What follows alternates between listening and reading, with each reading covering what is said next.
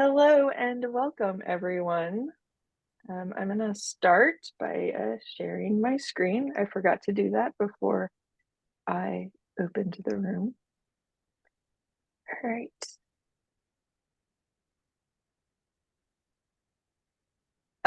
So again, welcome.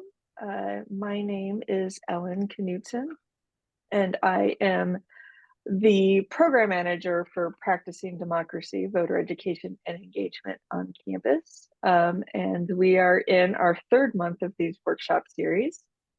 Very excited to have Patrick Dolans and Kim Schmidl-Gagne from Keene State with us to talk about exploring the impact of political ideology on hot topics.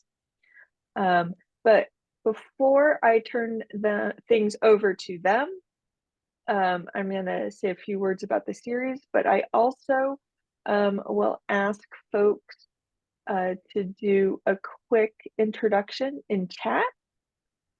Just let us know who you are, where you're coming from, and let me change my slides. So we're, as I said, starting our third month. We've been showcasing speakers and projects that stimulate conversation, demonstrate best practices, and provide critical resources so that our campuses can develop a capacity to build campus capacity towards a commitment on healthy democracy. Throughout the month of April, we're going to be focusing on building campus and community ties, and also ways that we can integrate voter education into the classroom. So you'll see on this slide the list of workshops. I'll highlight a few at the end. All of our workshops, if you've missed them in February and in March, are recorded and are up on our website. I am going to put into chats where you can go to register for future April workshops, where you can find the February and March recordings. I also want to say that in June at the CLDE, the Civic Learning and Democratic Engagement meeting in Detroit, we're going to have a summit focused on voter education and engagement as part of the American Democracy Project meeting, which will happen the day before CLDE officially kicks off. So I don't have the calendar in front of me, but I think our meeting will be on June 4th. And hope that folks will be able to join us in Detroit. I'm popping in the links to learn more about the CLDE meeting as well.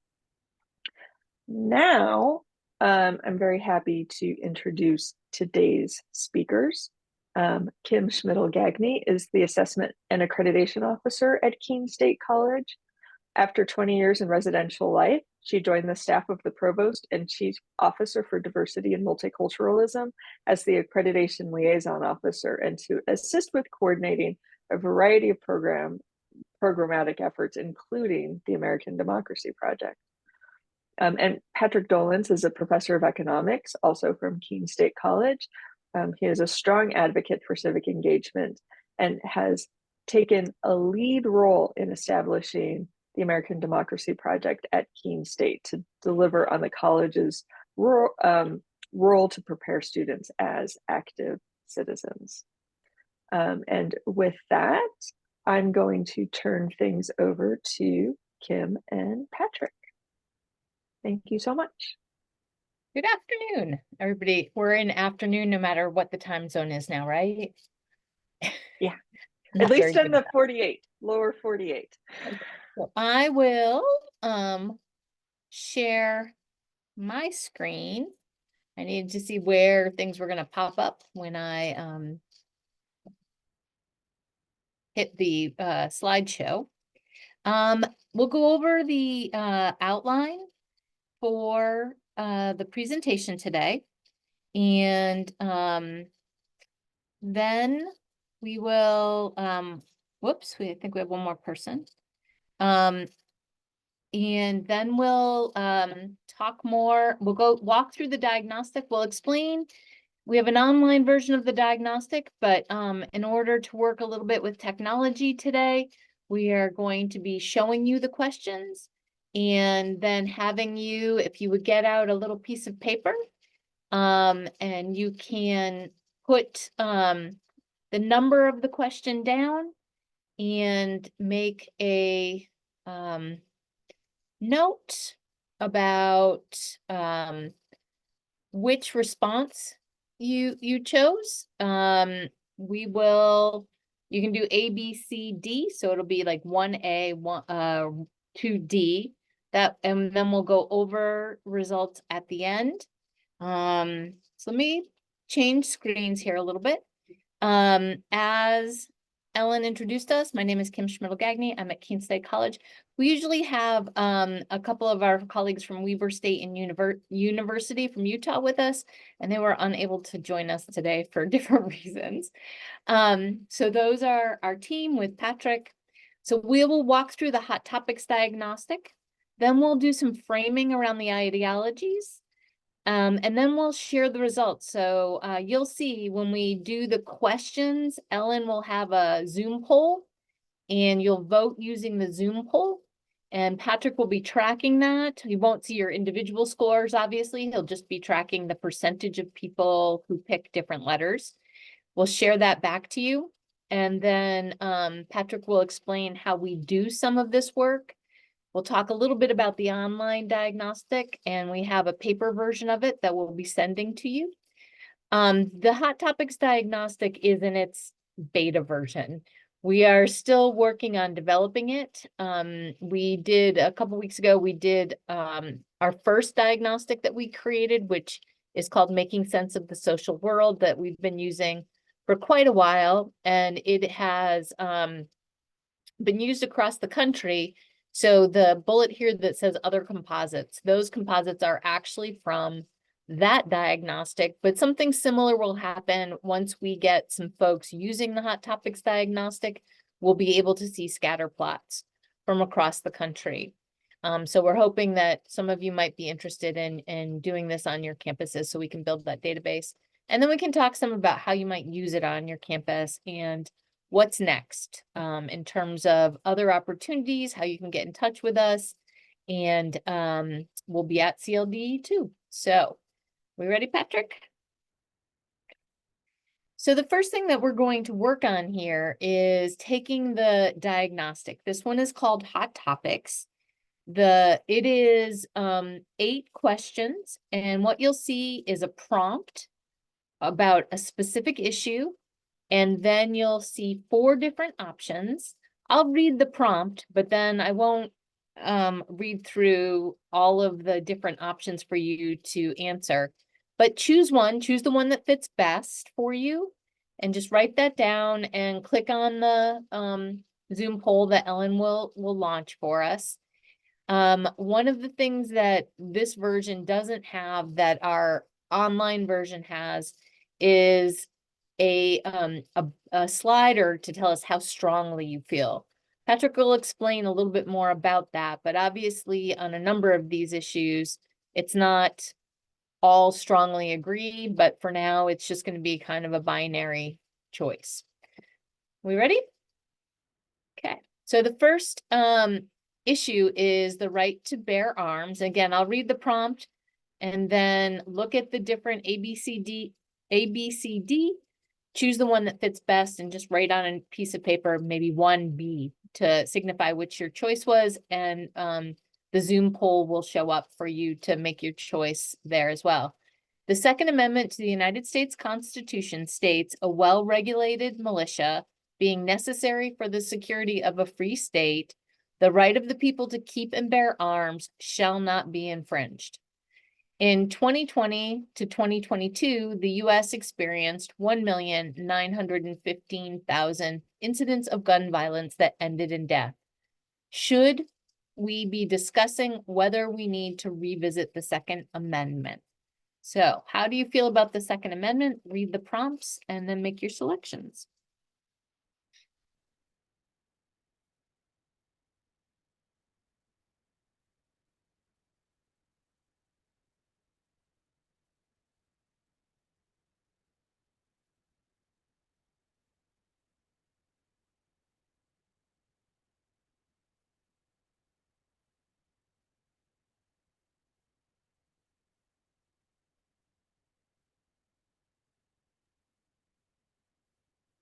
We have about half of the people who've made the selection in the poll. There's 5. We'll wait a couple more seconds. It might be that someone's not. So Kim, we might want to make a note. That looks to me like it's 1,915,000,000. Oh, I I'm think sorry. you got some extra digits in there for Yeah. I think we're probably good, Ellen. Okay. So Patrick, do you have those? do. The second question is abortion. In 2022, the US Supreme Court upended 50 years of abortion law by stating there is no federal right to an abortion. As a result of this ruling, decisions have been left up to the states. Given this, which of the following policies should states follow? So take a look. Maybe write a note for yourself and then vote in the doodle poll. I'm trying to launch it, Okay, being sure I'm launching question 2. there it is. You got it.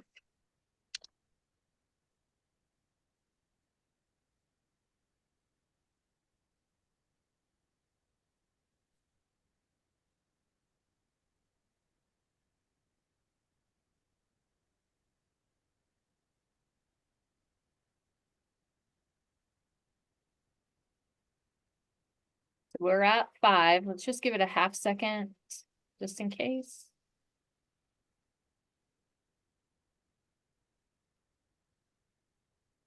Okay, why don't we, Patrick, do you have them? I do. On to the third question. National energy policy. The United States built the world's greatest economy by relying on the Earth's natural resources, but the use of fossil fuels has become complicated as we consider a transition to renewable energy sources. What is the role of the federal government regarding the future of a future national energy policy? Again, the prompts are a little bit longer here.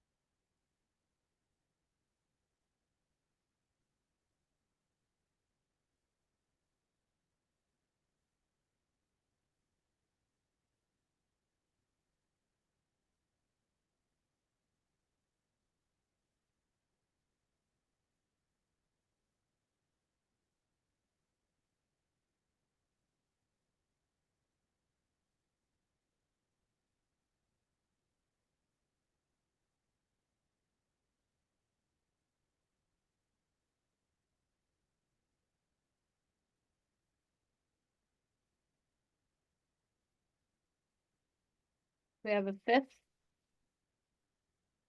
I know these are longer, but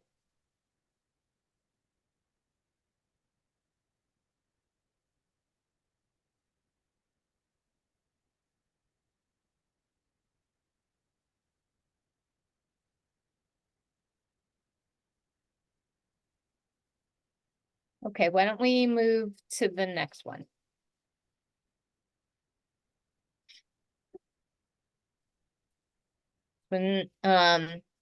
Cost of higher education. The cost of tuition for a year of higher education has increased from $2,078 in 1963 to $9,580 in 2020, adjusted for inflation. The average student has $37,584 in debt when they graduate. To what extent should the government intervene in the affordability of college? So take a few minutes, read through. .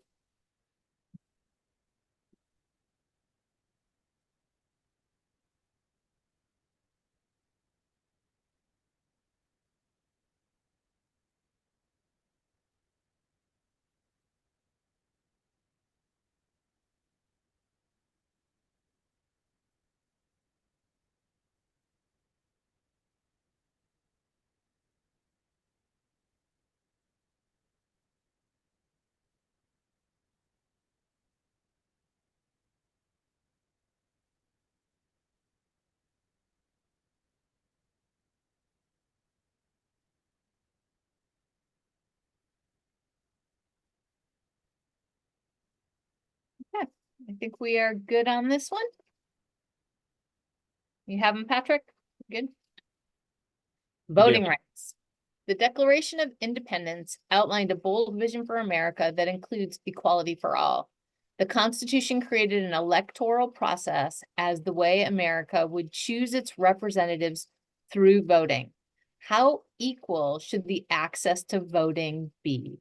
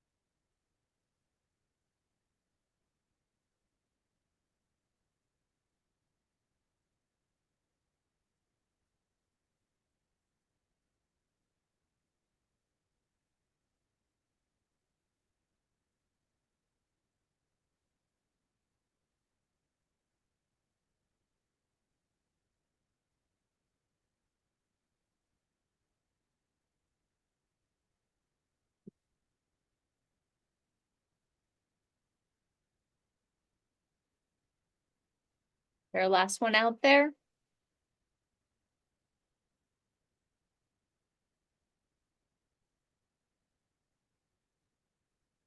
Okay, great. All right. 6, social media. Given that social media sites, Twitter or X, Facebook, Parler, YouTube, effectively function as the public sphere, to what extent should these private businesses regulate the speech in their space? And on the other hand, to what extent should government regulate who is in these spaces?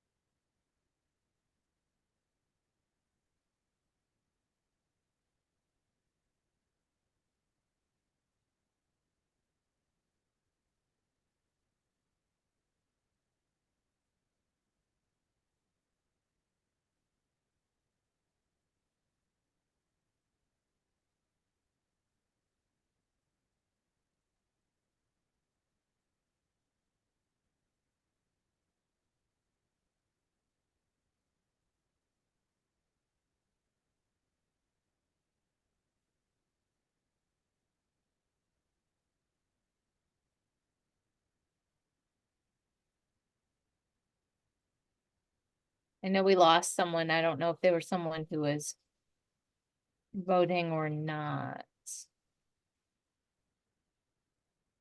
Let's give it one more second. Oh, there we go. Okay, social media, 2 more to go. To what do we owe each other? The United States narrative is woven from many people's stories, some that originate in fleeing Europe, some that originate in forcible removal, and some that were usurped by arriving peoples. Thus, this country has many different subcultures that have not always treated each other well. Based on this complicated history, as current members of our society, what do we owe each other?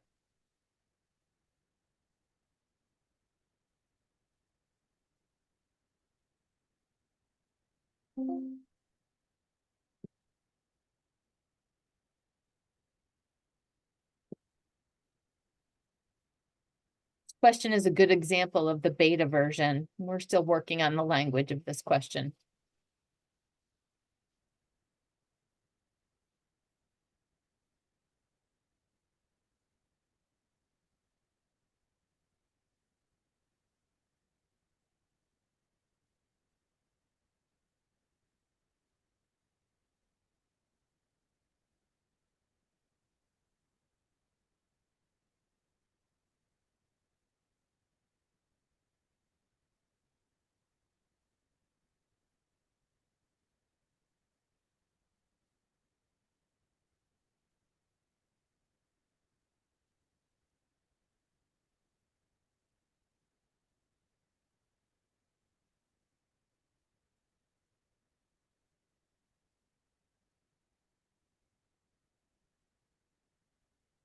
Okay.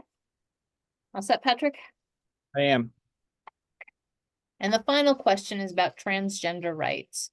Transgender people would like to have all the rights and privileges of other people who live in this country, including access to health care specific to their needs and co-curricular activities in schools such as sports. They would like to be treated as the individuals that they are. To what extent should the government intervene to support trans people?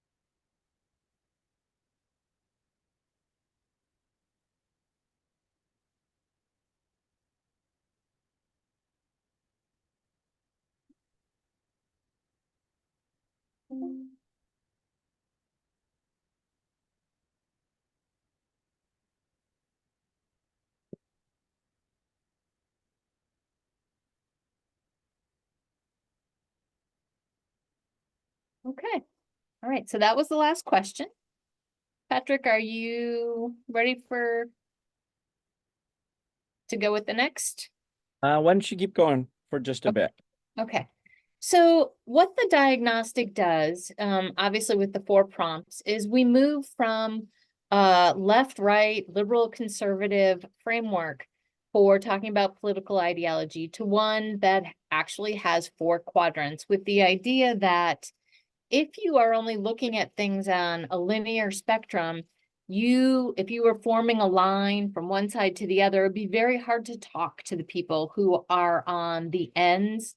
It would be the people in the middle who could hear each other, but not the ones on the end. So as we take the diagnostic, we try to take a look at things more in a circle or the 4 quads.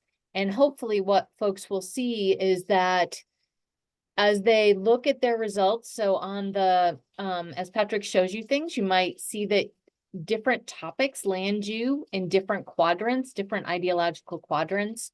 And as people share their results, the online diagnostic is all anonymous. You see your results, nobody sees your personal results, but it does take group shots. So you get kind of a cohort look by question, and then overall, that we can see that as we move around from question, we may have different patterns that emerge.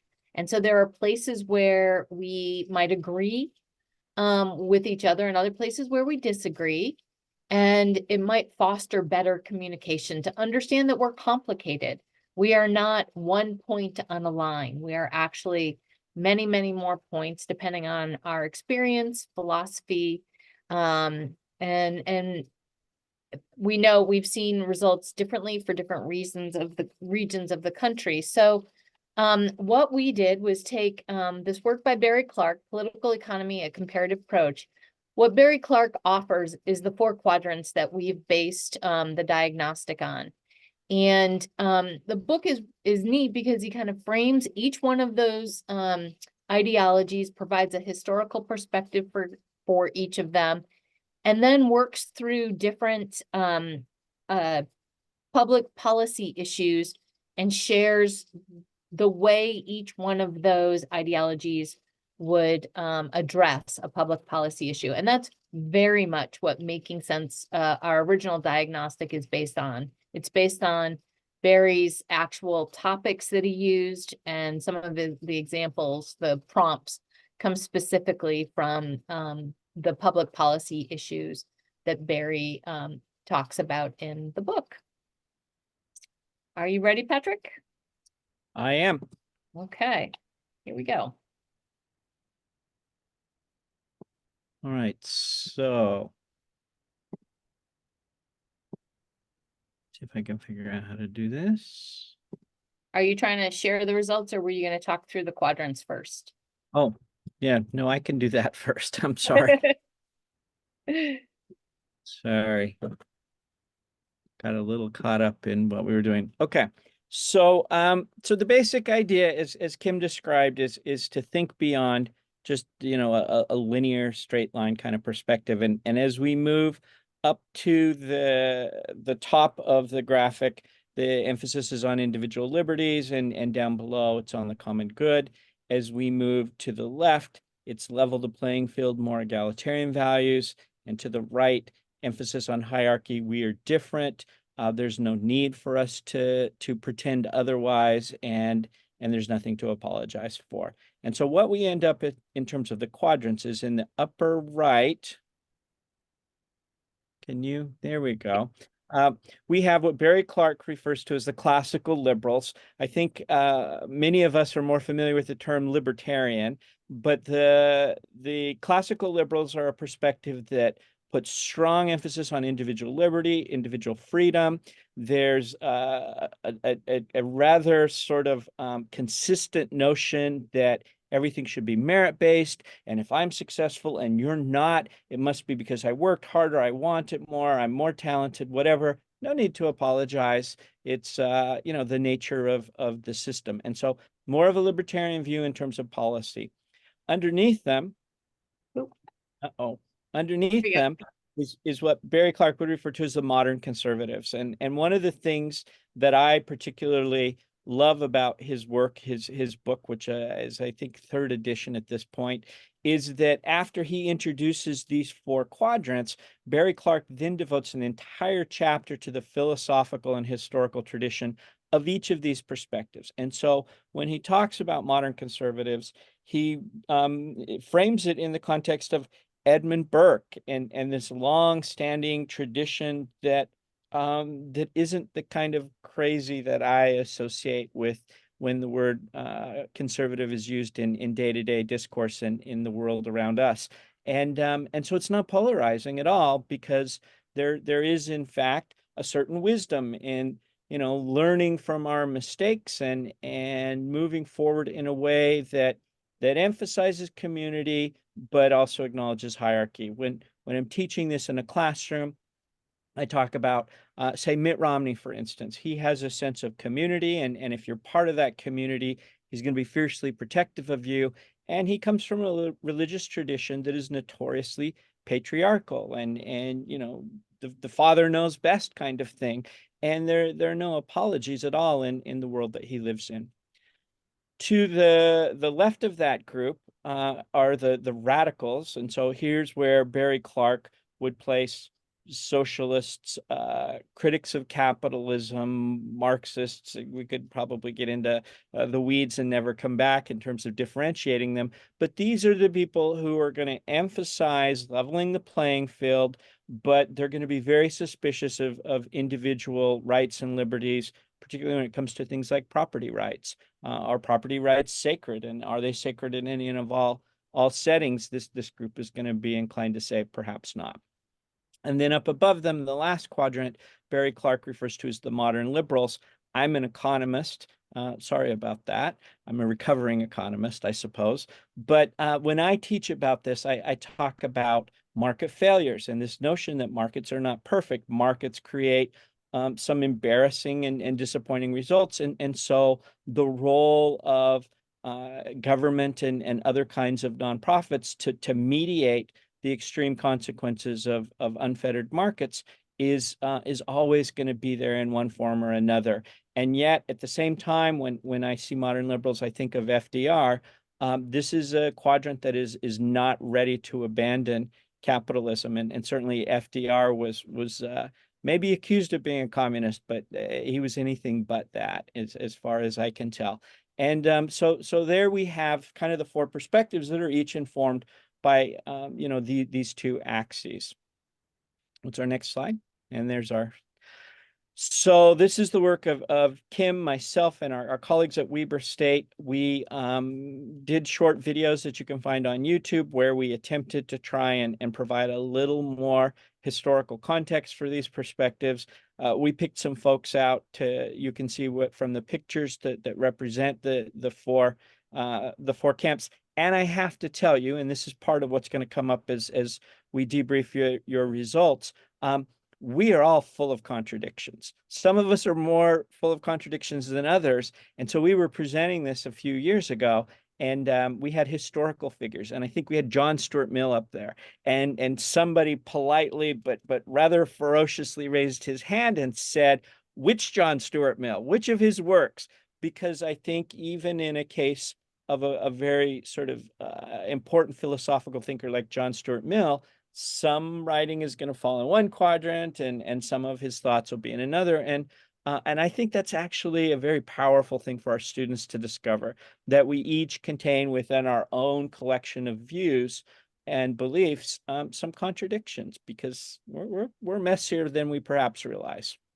So you'll get a copy of this slide deck, and so you'll be able to either use those hyperlinks or use the QR codes to see those videos. Oop. Okay, so I'm going to stop sharing, and Patrick is going to share his screen. We're going to... There we go. So can we see that? Is that working? I think so. Okay. So what happened is, for each of the 8 questions or prompts, you answered one of 4 responses, which puts you in one of the 4 quadrants. As Kim suggested, the diagnostic that we use that's a little more sophisticated than what the two of us are doing here on the fly asks you to select a strength of belief. And it's a Likert scale from 0 to 5. 0 essentially means I could have flipped a coin. I'm pretty ambivalent about the one that I picked. And so that has no weighting in your overall score. The score of 5 means, oh my God, finally someone has captured it. I feel really passionate and strongly about this. And the thinking is that on issues that you feel particularly strong, we should count your preferences as weighting more heavily in terms of finding your personal center of gravity. And one of the things that I want to emphasize is that as part of a whole IRB process that we've been through several times, in order to really kind of protect the integrity of the work, and in particular, if I'm the professor in the front of the room and my students are doing this, I don't want them to worry about what is the right answer? What does he think? What do I got to say so that he doesn't get mad at me for having the wrong viewpoint? And so everything is completely anonymous. Now, with just 4 or 5 people answering, that's much harder to do. But we don't actually, none of the versions of this that we'll provide or that you can do on your own don't have the assumption that I can see how Johnny or Susie happened to answer a particular question. What we can see is how the group responded on different questions, which is what I'm going to show you. We can also see an aggregate, an average of each individual in terms of where they land. And so we each have a center of gravity, so to speak, and we can plot a scatter of those. And that's some of the composites that Kim's going to share in a bit. So you can see on the first question, right to bear arms, everybody picked, let's see, I have it written down here, 5 out of 5, everybody picked the modern liberal answer. We tend to see lots of modern liberal kinds of responses in CLDE events. We also tend to see it more on some campuses among the students than others. See if I can get this now to advance.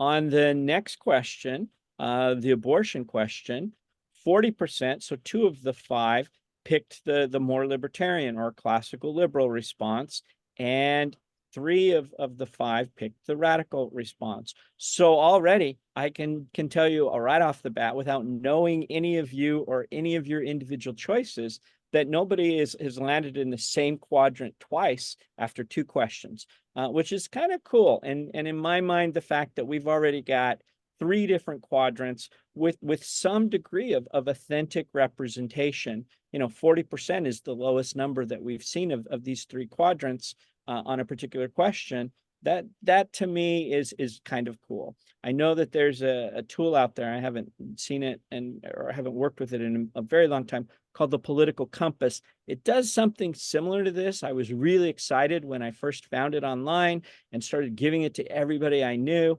And then I was a little disappointed to find out that almost everybody showed up in the Gandhi region of the quadrant. It was cool when it was just me, but if everybody kind of ends up in the same place, I'm not sure that's very useful. This was our third diagnostic question on energy policy. And some of these get really tricky. So we spent a lot of time trying to figure out, how does climate change figure into hot topics, and how do you represent one of these quadrants in an authentic way? And so I live in the Northeast, and in my view, a very red state like Utah, I tend to think of in monolithic ways. And Leah Murray, our political science colleague teaches political science at Weber State University, was fiercely defending the Republican governor of her state, and he's not a climate change denier. And so we certainly have played with and will continue to kind of tweak the 4 prompts in a way that feels like there really is some authenticity in terms of how that perspective is represented. You can see here modern liberals were, we only had 4 responses on this one. 2 of the 4, 1 radical and 1 conservative. So after 3 questions, if you're keeping score, modern liberals and radicals are doing better, but all 4 quadrants have been represented after 3 questions with only 4 or 5 people answering. The next question was about higher education. This one, not a big surprise given what we do for a living. This one is heavily skewed in the modern liberal and radical directions. And I think we also see this to a fair degree in our students as well, even though this hot topics is not a diagnostic that I've used or that has had a lot of actual application in a classroom. Our students are pretty passionate about the importance of educational opportunity for everyone because of its role in social mobility. Like, that's something they get and doesn't really need to be explained to them. The next one was voting rights. And here the classical liberal perspective got a vote, and then the radical perspective, very strong 4 out of 5. And then this was the social media piece. And here we've got a much more diverse collection of views. So 2 of the 5 are in that libertarian classical liberal quadrant, 2 of the 5 in the radical quadrant, and 1 of the 5 answered in the modern liberal quadrant. And then is this number 8, I think? No, I'm sorry, this is number 7. What do we owe one another? So here's strong preference for the radical prompt, and 1 of 5 answered modern liberal. Not so much in terms of an appetite for the ones that are more hierarchy based. And then the last piece, the transgender rights question, which I looked at earlier today and cringed, because we definitely need to do some work in terms of making these prompts into complete sentences, and that was a reminder that this is very much a work in progress. But again, modern liberal and radical stronger showing than we saw on the other side. And so what I did is, now keep in mind that no one expressed a strength of preference on any one of the 8. But had you done the version of the diagnostic that we make available for you to use with students or colleagues, there is that opportunity to say, I feel very strongly or not so strongly. And so what I want to do in terms of wrapping up here and handing it back off to Kim is, these black dots are basically smack dab in the middle of each quadrant. And so every time someone picked a radical vote, if we were trying to tally this, which I did, not just the individual questions, but overall, then I'm just treating it as kind of that middle of the radical quadrant without assigning a strength of preference. Same with the modern liberal answers, classical liberal, conservative answers.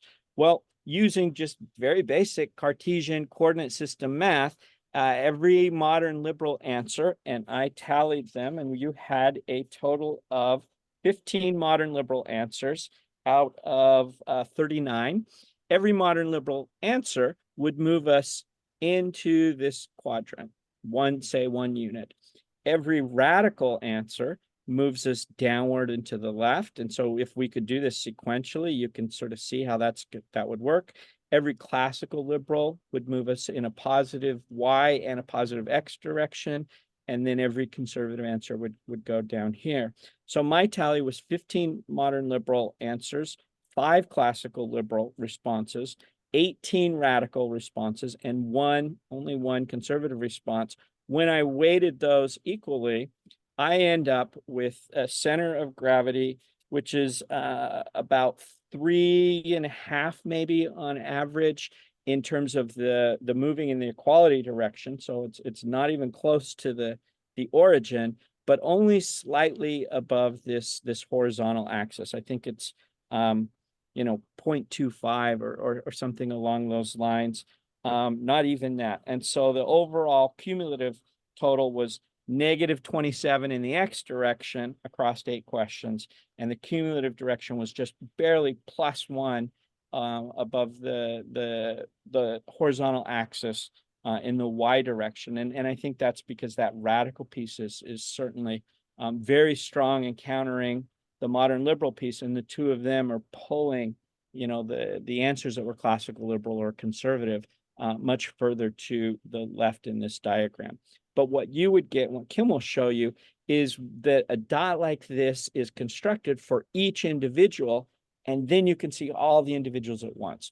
So my orange dot is all of your answers combined, and again, without weighting any particular answers more heavily than a different one. And that's what I have to share. So back to you, Kim. Thank you. So what I'm going to do now is I'm going to share some of our composites that we have from the Making Sense of the Social World Diagnostic. And can you see that? It's 2 little people. Okay. And know that we're looking for schools to help us beta test the hot topics, and we'll get something similar. So let's see. All right, so we have done this at CLDE a couple times. We have launched, the 2018 is an older version of the diagnostic. It was online as well. 2021 is our new and current version, but you can see we tend to at CLDE be on the equality side and somewhat balanced this last time, 2021, between the modern liberal and the radical. But these were created not only with what Patrick did, which was what quadrant did you choose, but also the weight. So you see much more variability here than you might just with what Patrick was doing, because there's also the strength of a response. Our friend Leah at Weber State was we went out there with her and ran the diagnostic. And so she did some different groups on her own campus. So the top one here was her faculty and staff. And as you can see, this is her students. I believe this is a 100-level political science class. The students are represented much more on the classical liberal and conservative side than the Weber State faculty and staff. And then she took a look at her group that was working with IDHE on student voting and realized that they were even more so to the modern liberal and radical side than the faculty and staff. So, and did not represent well the student point of view. So she told her crew to go out and find a friend and try to bring in your friends who are classical liberal and classical, see if they could diversify their ADP IDHE group. And the bottom is 2021. And they did get a few folks, but it's still not as representative as she would like it to be. So that's a work in progress for her there. We also have launched the diagnostic across the country. So these are some scatter plots from different regions of the US. We have Florida, Missouri, Baltimore, Utah, New Hampshire, and West Georgia State University. And you can see that Utah tends to be much more representative of everything but the radicals. And as you move to the Northeast, we are definitely on the modern liberal radical side. Baltimore is there with us. I thought the Missouri was somewhat interesting. This was, Patrick, a service learning class, as And I I think remember. the business school, as I recall, Business which school, would right. suggest why they're all maybe up above the axis. Yeah, yeah. And then West Georgia also is a scatter that is representative of more of the quadrants. And so one of the things we can do is start talking about how this can be used on campus. I know we're at 3:49, so let me just give some other information. So when we're done today, I will send you an email that has the PowerPoint, and it also has the hot topics as a Word document with a self-scoring sheet. So you could make copies and you can hand do the scoring, and it has the math for the weight built into it with the hand scoring. We'll also launch with this group of folks the online diagnostic. So you'll be receiving an email from 4quads@gmail.com. It will have a unique user code that you will need to use to get in and complete the diagnostic. And then probably on the 19th around noon, I will close the diagnostic and release the results. I'll send you an email that I've done that.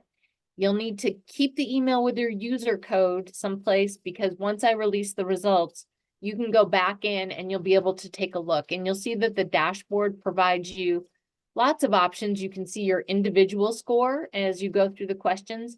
You will also be able to see your group score, how the group moves through all the questions without identifying anyone that was in the group. Does that make sense?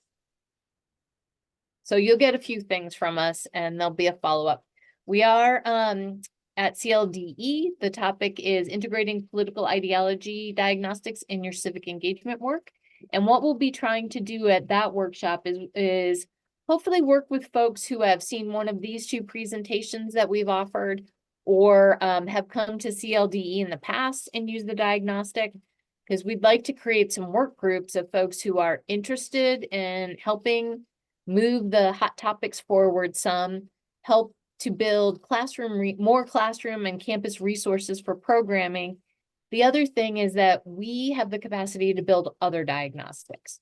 So if there is something in particular that a group is interested in, we will work with a group to help them build a specific, so the abortion question is interesting. The first version of it, the feedback that we got was that the prompts were all on different issues related to abortion. So one was about parental rights, father's rights.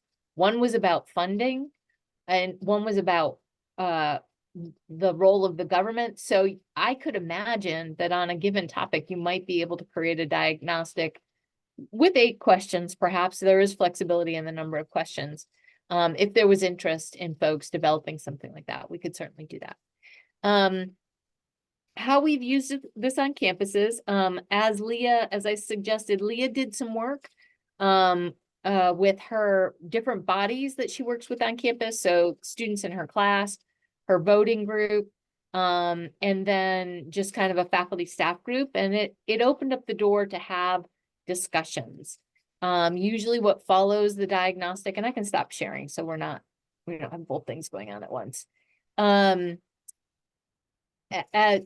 Part of it is with the making sense of the social world, we can find areas where there's agreement to start challenging conversations. So maybe for that one, folks feel pretty comfortable with there's one on the funding of K through 12 extracurricular activities. And you find that everybody is in the modern liberal quadrant on that one. So maybe we start conversations with something that folks have some general agreement on before you move into some of the more challenging topics or the hot topics diagnostic, that you build the skills, build the muscle to be able to have some of these more challenging conversations. Leah also uses this in her class.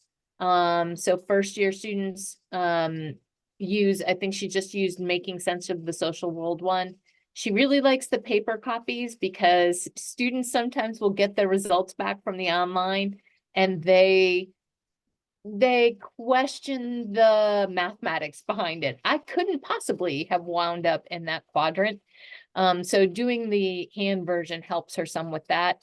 Patrick and I have used this in some classes where we give the diagnostic and then do some different role-playing activities on public policy issues. And in that particular class, it was an honors class that Patrick was teaching. We actually were doing some work with the critical thinking assessment test, and here's your ideology. Now put on a different ideological hat and role play around something, and then put on another hat and role play around a different topic. We think what our results when we did the pre-post test was there's statistically significant growth in critical thinking across all of the 15 different assessment pieces that the tool was trying to use, but no individual point was statistically significant. So the students kind of grew uniformly across the different points. I think that we've had some campuses use this to introduce voter education pieces for students so that they can help understand different political ideologies as they hear from candidates or they don't understand different perspectives. We have, because we're New Hampshire, we're the first in the nation, or we have been, we'll see what happens in the future, primary, and we will Zoom, we'll share a live stream events out to campuses. And so using this and providing the diagnostic ideologies as a framework has helped students understand. So for the 20-ish Democratic candidates during the last election, it really helped students understand how someone like Beto O'Rourke might be different than someone like Elizabeth Warren, that they aren't all the same person. So those are some ideas that we've seen in the past. We're hoping that as more people use this, we'll have more ways that it is used, and that we will be able to create the hot topics. We do have a website. I think it's on the last slide of the presentation. So you can see some of the resources that we've built, and that'll come to you in the email that we sent. And I'm trying to rush and wrap up because it's 3:56, but any last comments or questions? Phew.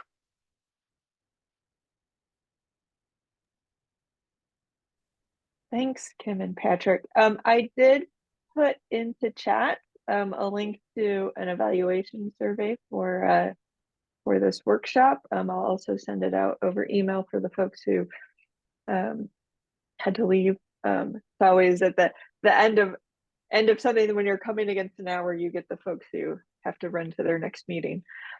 I did want to also highlight upcoming workshops. Let me share my screen. I think that green button would be so very prevalent. I would find it every time. But on Monday, before the eclipse, we've changed the time slightly. So at 11:30 in the morning Eastern time, we'll have a group coming to talk about how do you organize community dialogues on campus. We have 3 different campuses who will be with us. And then next Friday, a week from today, at noon Eastern time, including deliberative dialogues into your classroom. And again, we'll have 3 different people talking about their experiences and how they've done it.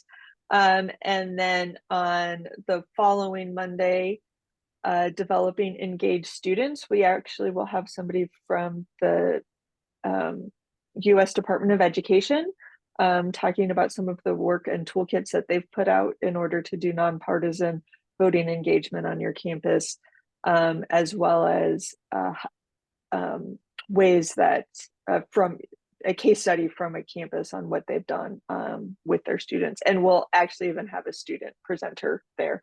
So we get the student perspective on voter engagement on Monday the 15th. So hopefully your taxes are done, and then you can learn about voter engagement. And that is what we have. I will say thank you once again to Patrick and Kim. And in the last 2 minutes that we're here, if any of the folks who are here have questions, and please feel free to unmute yourself and ask, or we can also just give Patrick and Kim a round of applause for their work. Thank you. Thank you. One thing we've not said is all of this is free of charge. It's all just available, so. Thank you so much.